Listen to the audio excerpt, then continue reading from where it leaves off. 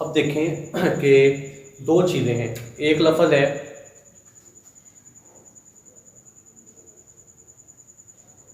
عالم، ٹھیک ہے، ایک لفظ ہے عالم، ٹھیک ہے جی۔ اب دیکھیں، اب دیکھنے میں دونوں ایک جیسے ہیں، ٹھیک ہے، لیکن اب ان کی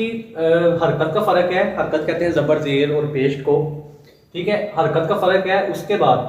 کے بعد دیکھیں آپ کے دیکھنے میں ایک ہے لیکن معنی اور لفظ دونوں کا الگ ہے کیونکہ حرکت کا فرق آ گیا۔ اب اگر ہم اس کو اس طرح لکھیں اور اس کو اس طرح لکھیں تو املا میں بھی غلطی آ جائے گی، جب املا میں غلطی آئے گی تو پھر دیکھنے سننے اور پڑھنے میں بڑا فرق پڑ جائے گا۔ اب دیکھیں عالم کسے کہتے ہیں، سمجھے ذرا۔ عالم کہتے ہیں جاننے والے کو، نہیں آسان کروں تو علم رکھنے والا، اور عام طور پر مطلب عالم جو ہے، لفظ عالم یہ جو اسلامی اسکالرز ہوتے ہیں جو دین کا علم حاصل کرتے ہیں ان کے لیے بولا جاتا ہے، مطلب دین کے علم کو جاننے والا۔ اب اس کا یہ مطلب نہیں ہے کہ دوسرا جو عام کوئی بندہ اگر فزکس کا ٹیچر ہے، کوئی بایو کا ٹیچر ہے تو وہ عالم نہیں ہے، وہ بھی عالم ہو سکتا ہے، لیکن ہمیشہ وہ بات کرنی چاہیے جو عام بالعوام ہو، ٹھیک ہے، جو جس سے عوام کو سمجھ آ جائے۔ اب ایک سائڈ پہ مطلب میں ہوں، اب میں دین کا علم مطلب کہ اسلامی اسٹڈی سے ریلیٹڈ ہوں، تو ایک سائڈ پہ کوئی اور ٹیچر بیٹھے ہو جو آپ کو میتھ پڑھاتے ہو، تو آپ کہیں جی عالم صاحب آئے ہیں میتھ کے ٹیچر، اور آپ کہیں جی عالم صاحب آئے ہیں، تو لوگوں کو سمجھ نہیں آئے گی کہ آپ کس کی بات کر رہے ہیں، ٹھیک ہے، وہ آ کے بیٹھ بھی لوگ کہیں گے عالم صاحب کہاں ہیں، کیونکہ ان کے ذہن میں عالم کا جو تصور ہے وہ دین سے ریلیٹڈ جو بندہ ہوتا ہے اس کا ہے، ٹھیک ہے۔ اور ایک جگہ میں جاؤں، ٹھیک ہے، کوئی ایسا ہی ماحول ہو اسلامی اور آپ کہیں جی وہ سر آئے ہیں، ٹیچر آئے ہیں، وہ ایک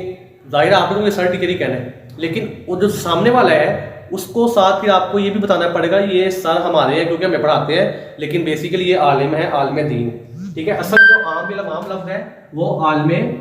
دین ہے، ٹھیک ہے جی۔ اچھا، دوسرا عالم یہ ہوتا ہے دنیا یا جگہ، ٹھیک ہے، جیسے یہ عالم دنیا ہے، ایک عالم برزخ ہے، ایک عالم محشر ہے، ایک عالم ارواح ہے، ٹھیک ہے، تو یہ تمام دنیا یا جگہ کہہ سکتے ہیں۔ اب ایک فرمان ہے کہ مطلب میں عربی میں پہلے اس کو لکھوں، معطل عالم، معطل عالم، کیا مطلب ہے کہ ایک اہل علم کی موت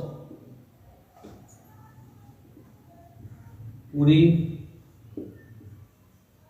انسانیت یا دنیا کی موت ہے۔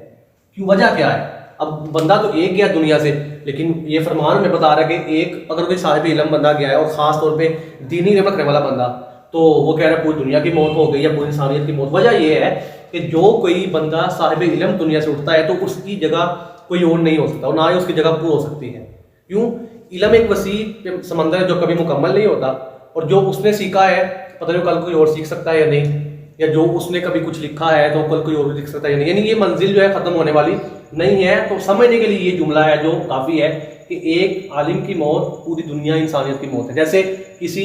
مطلب ایک انسان کو قتل کرنا پوری انسانیت کو قتل کرنا ہے، اور ایک انسان کو بچانا پوری انسانیت کو بچانا ہے۔ تو املا میں ان چیزوں کا بڑا فرق ہے، ایک میں نے آپ کو پہلے بتایا وہ گزارش والا،